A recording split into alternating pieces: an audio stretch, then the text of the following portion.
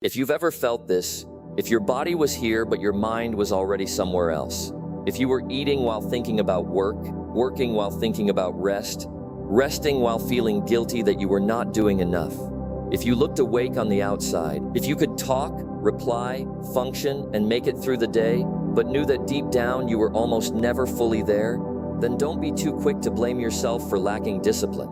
A lot of people are not living carelessly. A lot of people are simply being run by a very old program they never realized had taken over. Julian was one of them. He was not failing. If anything, from the outside, he looked fine. Stable job, decent income, sharp enough to be relied on. Friends came to him when they had problems. Managers trusted him with important work. For a long time, he thought his biggest issue was just busyness.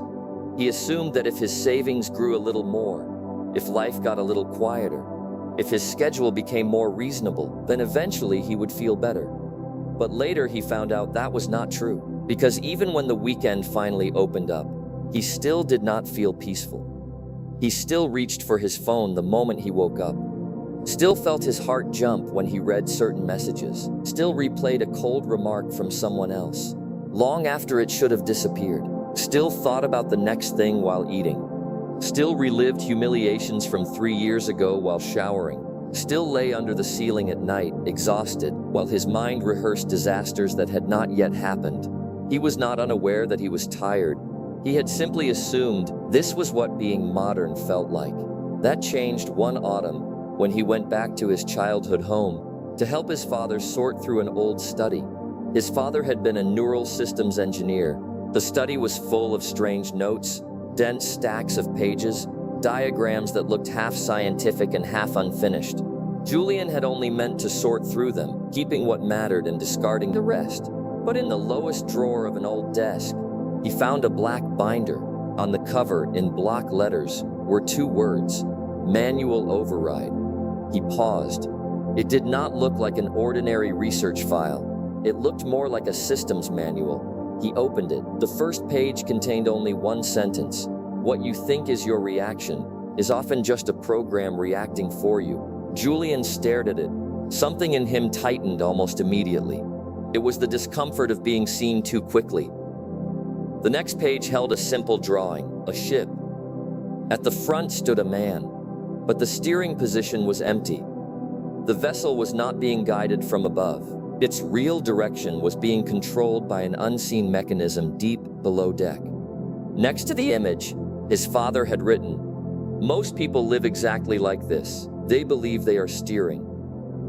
In truth, they are only standing on the deck, mistaking motion for wakefulness." Julian sat down in his father's old chair and did not turn the page for a while, because he knew immediately that the picture was him. He thought of his life over the last few years. Someone praised him and he lifted. Someone criticized him and he tightened. The market dropped and he became restless. The phone lit up and his hand moved. He saw something desirable and he wanted it. He saw someone else's life looking brighter than his own and he felt himself contract. He had always thought that was just who he was. But if his father was right, those were not really him at all. They were old programs running automatically under familiar conditions. He kept reading. The binder began explaining something he had never truly considered. Evolution does not care whether you are happy. It cares whether you survive, whether you reproduce, whether you pass the code forward. So it gave you a brain that is always scanning, comparing, calculating, anticipating. That system was useful in the ancient world. A rustle in the grass meant danger. A wrong facial expression meant potential threat. Food meant seize it. Risk meant fear first. That system was never designed to make you peaceful. It was designed to keep you alive. The problem was that a survival program written for a world millions of years old was now reacting inside a completely different one. An email from your boss is not a lion. A social comparison is not famine. A mistake in a meeting is not exile from the tribe. But your body does not know that. Your heartbeat does not know that. And your mind, most of the time, does not know that either. It only knows this: a stimulus appears. The old program launches. In the margin, his father had written, "If you do not consciously rewrite this software, You are just a more sophisticated biological machine. Julian felt the first impulse to resist, but then he remembered that the very first thing he had done that morning was reach for his phone before he had even fully opened his eyes. The resistance faded because it was too accurate. He was not ignorant of the idea that he should be calmer, that he should be more present, that he should be less reactive. He had just never fully seen that most of the time, he was not really living. He was being run. He kept going. The next section of the binder began breaking down pain. Not pain as tragedy, pain as mechanism. It said this: pain is often nothing more than resistance to the present moment. At first, Julian disliked the sentence. It sounded suspiciously like something from a cheap self-help poster. But then the next page gave examples. When you are anxious, your mind is usually in the future. When you are ashamed or regretful, your mind is usually in the past. When you are suffering, your awareness is rarely where your life is actually occurring. It swings like a pendulum between disasters that have not happened and scenes that are already dead. And the only thing you ever truly have is now. Julian stopped there because he remembered the night before, washing dishes. His hands had been in warm water, but his mind had already been inside a presentation scheduled for next week. Then, once the dishes were done, his mind had moved on to what came next. He had not been washing dishes at all. He had been resisting dishes. He had been treating the present like a waiting room for a more acceptable moment. His father's note underneath said, "You are not suffering because you are washing dishes. You are suffering because your body is washing dishes while your mind refuses to stay there." That line held him because suddenly he could see that much of his stress had not come from having too much to do. It had come from being split in two. The body here, the mind elsewhere. One half working, one half fleeing. That friction was what exhausted him. The binder turned next toward awareness. But unlike the mystical language he had heard elsewhere, his father described it like an engineering permission level. Awareness was not religion, not spiritual decoration, not a demand that you become some permanently peaceful person. It was access, a way to interrupt autopilot, a way to step, even briefly, from participant to observer, not to destroy emotion, not to deny it, just to see it as it arrives. His father gave an example. You are angry, your face is hot, your heart is racing, the sentence is already forming in your mouth. Normally, the next thing that happens is that you say it. Stimulus, program, response. But what if, in that exact moment, something inside lights up and says, "Look, you are angry. You are about to protect your pride." Through volume, control, and injury, the whole event changes. Because in that instant, you stop being the angry person and become the one watching anger happen.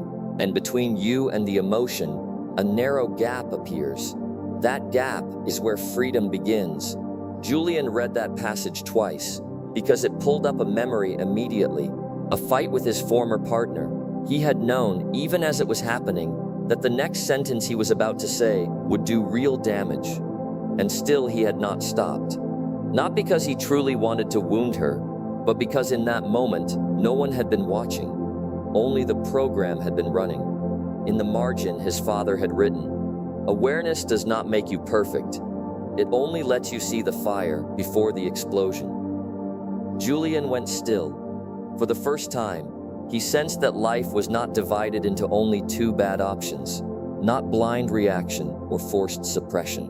There was a third thing, seeing. The binder became more practical after that. It said, forget the advanced stuff for now. Start with attention. 10 minutes a day. Phone off.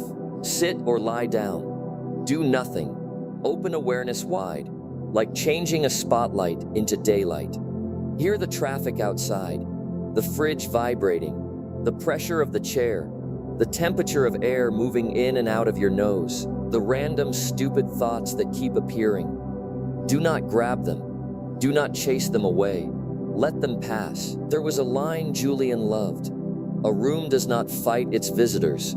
A room does not beg them to stay. A room simply allows things to pass through it. That was the first moment he truly felt awareness. Might not be mystical at all. Maybe it was simply the act of stepping half a pace backward inside yourself.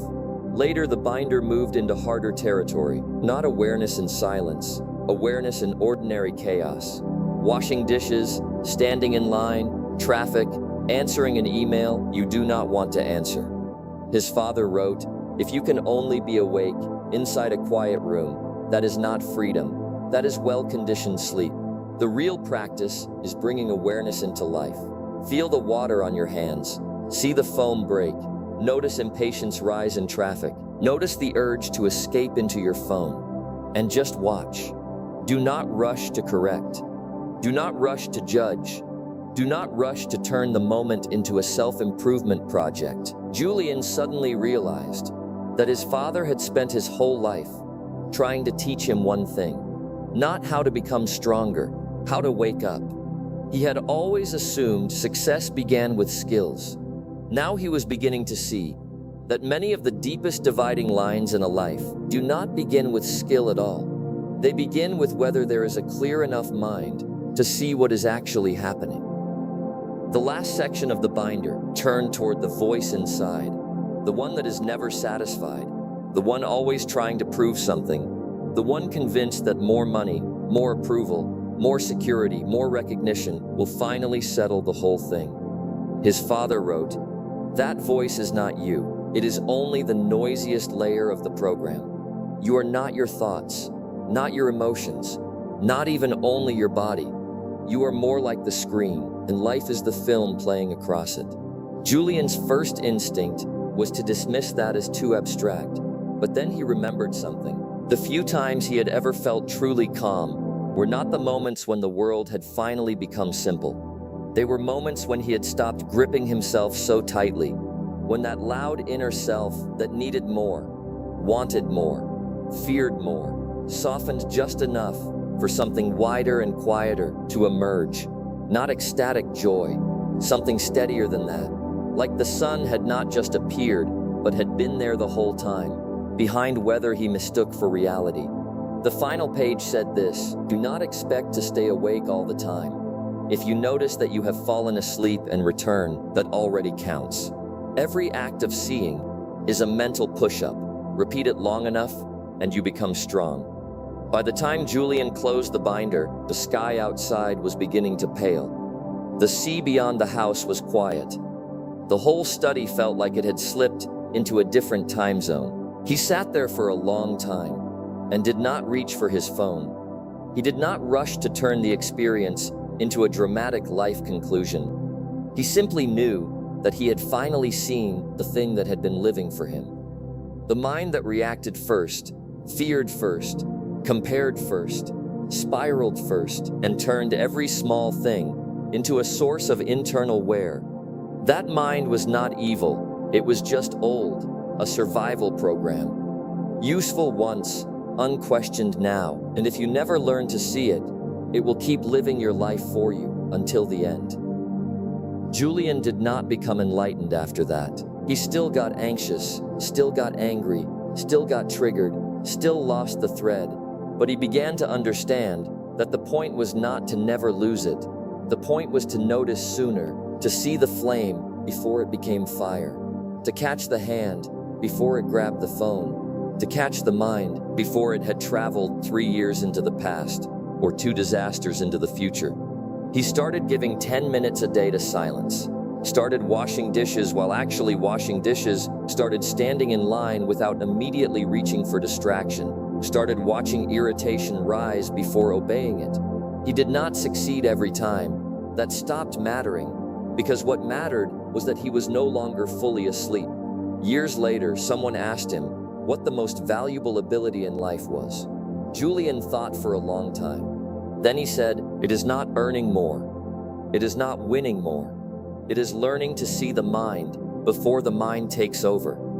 This is Otherworld Radio. Real freedom is not when the outer world becomes quiet. It is when, in the middle of the storm inside, you recover that 1 second in which you can still see yourself clearly. That second is the deepest leverage in your whole life.